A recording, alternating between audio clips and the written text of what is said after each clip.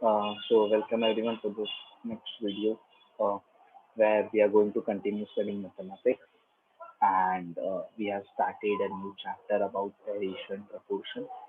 We completed two classes of it, and this is the third class. So just to reiterate or uh, re say the goal for our 2 weeks, it is we will be able to understand interesting and real life examples of ratio and proportion. So this is our goal for 2 weeks. And to move forward, the chapter that we are studying is about ratio, direct and inverse proportion. So we have started this chapter, and when I started this chapter, the content for 2 weeks was first lecture was about what is ratio and what is proportion. We were looking at it. Then we were able to. Then we had an objective where we were differentiating or telling the difference between direct and inverse proportion using real life examples, like which is direct proportion and which is inverse proportion, is what we said in that class. Now in the third class, what we are going to do is we are going to use formulas to solve sums for direct and inverse proportion.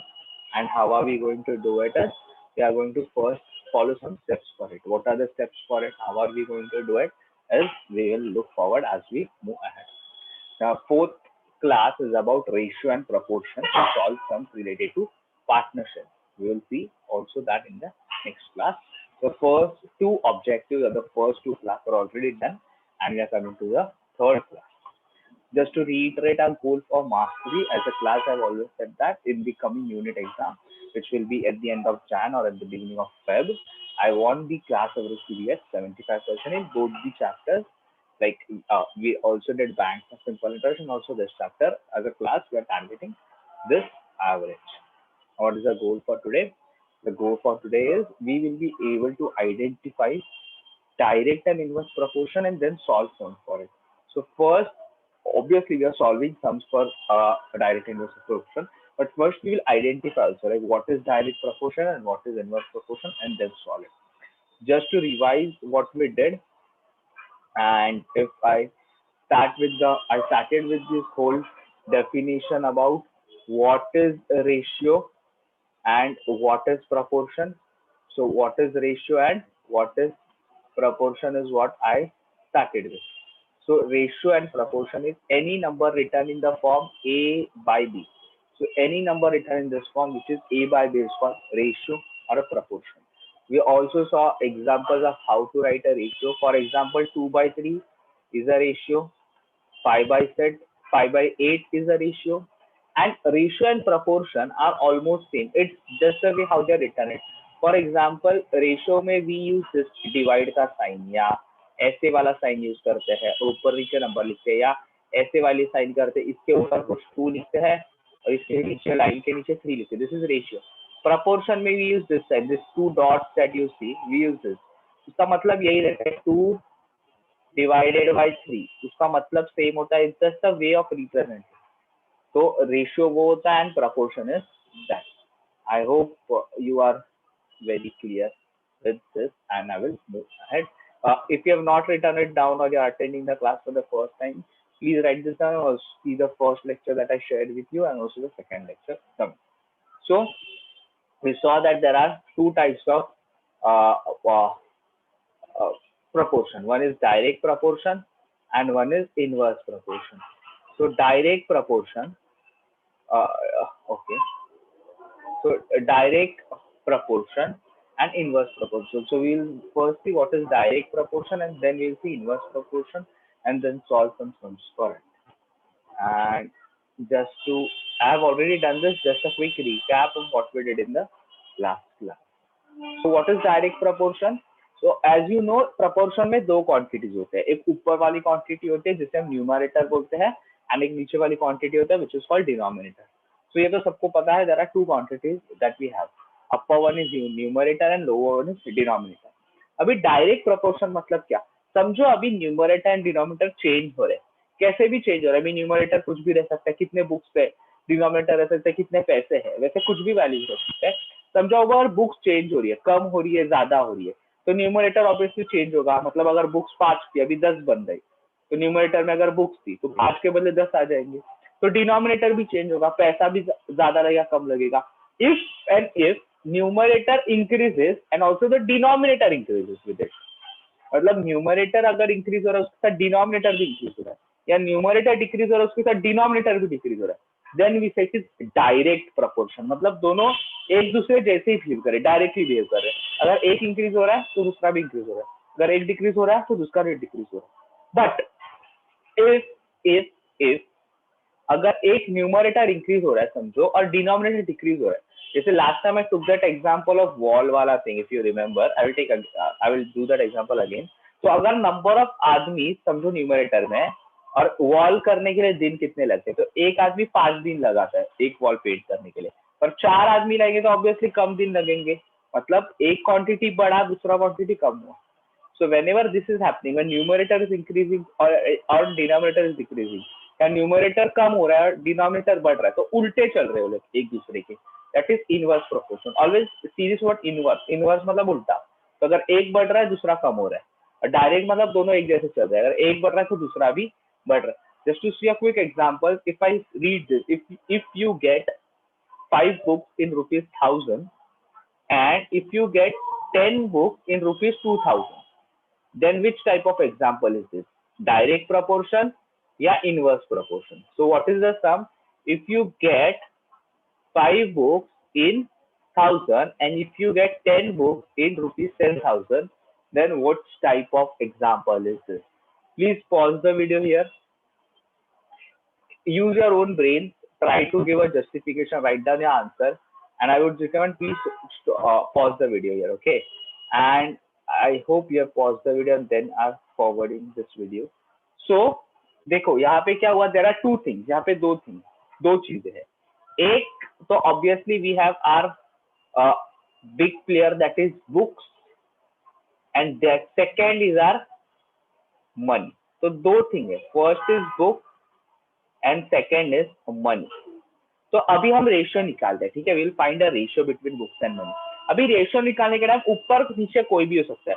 For example जैसे यहाँ पे देखो, if अगर उन्होंने दिया है कि ratio of books and money, तो बुक्स ऊपर आएगा मनी नीचे आएगा। उन्होंने दिया ratio of money and books, जो पहले बोला वो ऊपर, बाद में बोला वो नीचे, बट यहाँ पे they have not said it, so we won't give that much attention. So मैंने यहाँ पे क्या किया, books को have written up, money को have written down. You can do it ulta also. You can write book up, money up, books down. I don't care, and that's fine. तो पहला ये कंडीशन है। देखो अभी वो पहले क्या बोला, if you get 5 books in 1000 rupees, मतलब क्या, आपको 1000 rupees में 1000 रुपए में 5 बुक मिलती है। तो अगर मैं फर्स्ट कंडीशन के लिखने जाऊं, बुक्स के जगह पे क्या आएगा 5, क्योंकि 5 बुक्स मिल रही है। मनी के जगह पे क्या आएगा 1000, बिकॉज उसको कितना पैसा लग रहा है 1000। तो ये फर्स्ट कंडीशन से ये आया फर्स्ट टाइम। सेकेंड बार क्या बोल रहा है वो, now if you get 10 books for rupees 10,000, तो अगर मैं वापस लिखने जाऊं बुक्स और मनी का रेशियो, तो बुक्स अभी कितने हुए 10 और मनी कितना हुआ 2000। I hope this is clear. If you have not understood it, please watch this video. Please watch this part at least again. What I said, I just took the ratio between books and money for 2 times, क्योंकि दो condition थे। पहले बार उसने 5 book लिए 1000 रुपए में, दूसरे बार उसने 10 बुक लिए 2000 रुपए। Now see in this example, if you look carefully, दोनों का न्यूमरेटर देखो, मतलब 5/1000 और 10/2000 का। 5 से वो 10 गया और 1000 से 2000 गया, मतलब न्यूमरेटर भी 5 से 10 गया, तो न्यूमरेटर भी बढ़ गया, and denominator is also increasing, which is growing from 10,000 to 2000। So you see both the numbers are increasing to numerator also and denominator. Hence, this is an example of direct proportion. I hope this is clear. Please write this down and pause the video or see the video again if you face some difficulty. Now, if I do a similar example, if 2 people can paint a wall in 5 days and 6 people paint the same wall in 2 days, मतलब 2 आदमी लोग एक wall paint करे, उनको 5 दिन लगे वो पूरा वॉल पेंट करने के लिए, और same wall if 6 people are painting it and they are taking 2 days to paint, ठीक है। Is this which type of example is this? Direct proportion या inverse proportion? तो यहाँ पे अभी दो चीज क्या है, always there will be 2 things, okay? जैसे पिछले बार कैसे बुक क्या नहीं था पैसा, तो यहाँ पे क्या है, people and number of days, मतलब एक तो है पीपल एंड एक है नंबर ऑफ डेज। तो हम लोग अभी किसमें रेशियो निकालेंगे, number of people and number of days. अब उल्टा भी कर सकते हैं, नंबर ऑफ डेज ऊपर लिख सकते हैं, नंबर ऑफ पीपल नीचे। अभी फर्स्ट केस में क्या है, 2 people can paint a wall in 5 days, मतलब नंबर ऑफ पीपल कितना है 2, नीचे नंबर ऑफ डेज के बदले क्या आएगा 5, so this will be 2/5, the first ratio. Now see the second condition. What is the second condition? Saying 6 people can paint the wall in 2 days. So number of people क्या आएगा 6, number of days क्या आएगा 2. Now if I see this example, I will just run this so that you can see. Yeah. And now if I see a similar thing, and if you carefully observe here, यहाँ पे numerator is going from 2 to 6, but denominator is going from 5 to 2. ऊपर का number देखो 2 से 6 बन गया, तो denominator 5 से 2 बन गया, means what is happening, the numerator is increasing but the denominator is decreasing. दोनों अलग अलग behave कर रहे हैं, therefore this is an example of inverse. Now we'll go to the word problem. And in this video, I will just solve word problems for direct proportion. I will focus on it. And then we will solve for inverse proportion in the next video. And then we will solve together when you have to create your own sum. Okay. So now let us read the sum. What is the sum? The sum is, if we can buy 5 books for ₹1,000, then how many books can we buy for ₹4,000? पहले सम को समझते, सम क्या बोलते हैं। If we can buy 5 books for ₹1,000, मतलब अगर हम 5 book 1,000 rupees में खरीद सकते हैं, then how many books can we buy for ₹4,000? तो 4,000 में हम कितने बुक खरीद पाएंगे? ओके, तो दिस इज सिंपल सम। तो पहले तो स्टेप्स क्या, what are the steps to solve word problem? पहले तो ये आइडेंटिफाई करना होगा कि हाँ, ये जो सम है वो इनवर्स का है कि डायरेक्ट का है, पहले तो ये आइडेंटिफाई करना होगा। सेकेंड स्टेप क्या है, we have to always see that कि उनके बीच में रेशियो निकालो। पहले तो ये आइडेंटिफाई करो कि सम इनवर्स का कि डायरेक्ट का है, then divide and find the answer. There are 3 steps for it. Okay, first is obviously कि ये इनवर्स है कि डायरेक्ट का है, वो आइडेंटिफाई करो। सेकेंड है जो चीज दिए है सब में उनके बीच में एक रेशियो निकालो। तो पहला स्टेप 1 करते हैं, we will go systematically and we will do the step 1. Now, if I see the step 1, there are 2 things in this sum. There is book. Write this sum down in your notebook when you are watching this video. There is book and there is money. There are 2 things. Here, there are 2 things here. One is book, obviously, and the other is money. बराबर? Now, if you think logically, अगर आप book खरीदने जाते हो, समझो, आपके पास अगर कम पैसे हैं तो ऑब्वियसली आप कम बुक खरीद पाओगे, आपके पास ज्यादा पैसे आएंगे आप ज्यादा बुक खरीद पाओगे। तो दोनों चीज एक जैसे बिहेव कर रही है, अगर एक कम है तो दूसरी भी कम होगी, अगर एक ज्यादा है तो दूसरी भी ज्यादा होगी।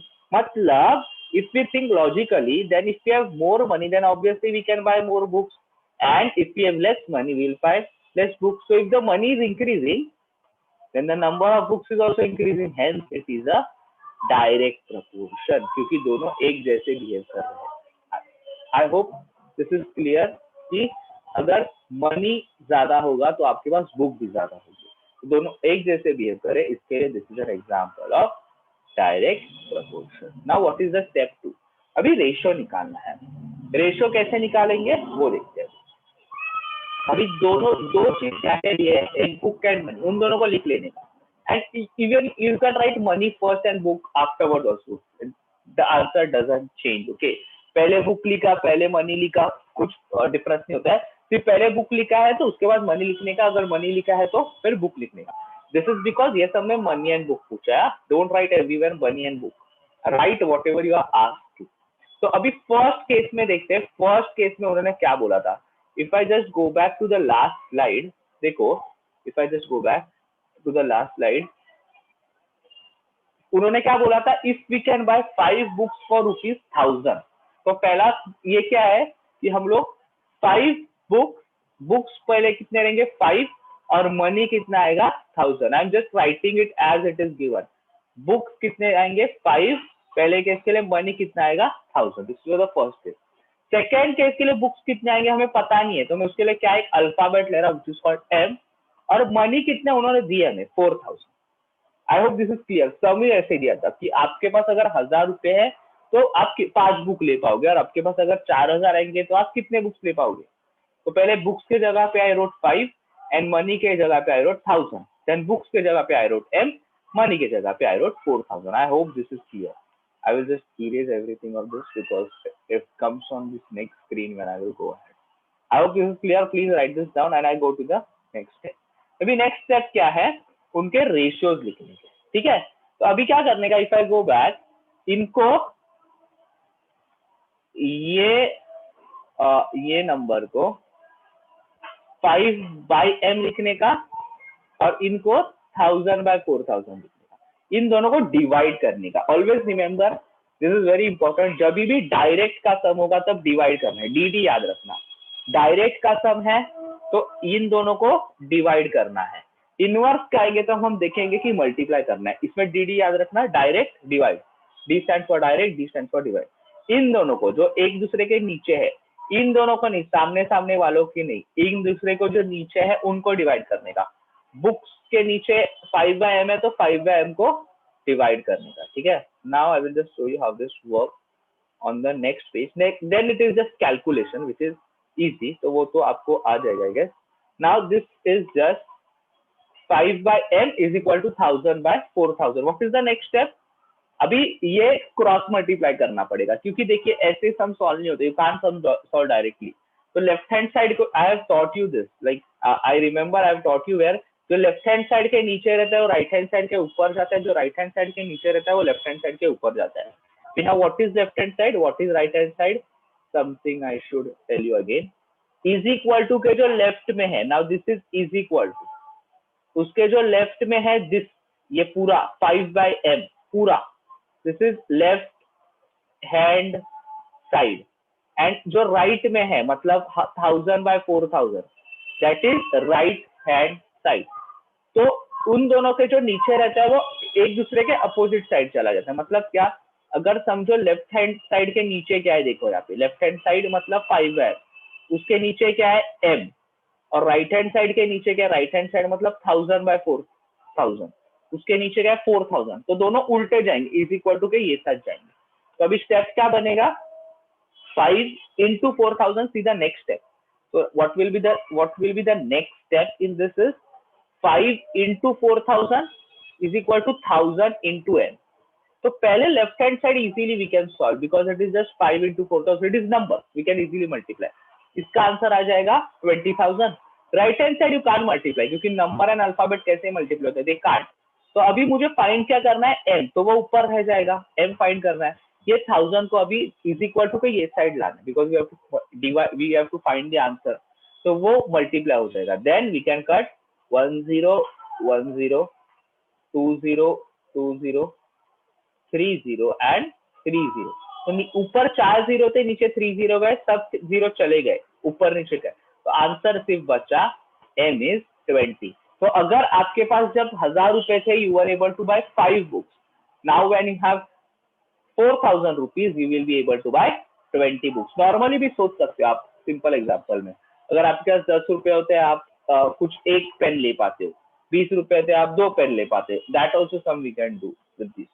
आई will just do a next basic sum. I will do this quickly and then I will stop, which is very similar to what we have done. If you have understood, you can see this sum very quickly and then go on to do the, then you have done with this video. Just to send me the images.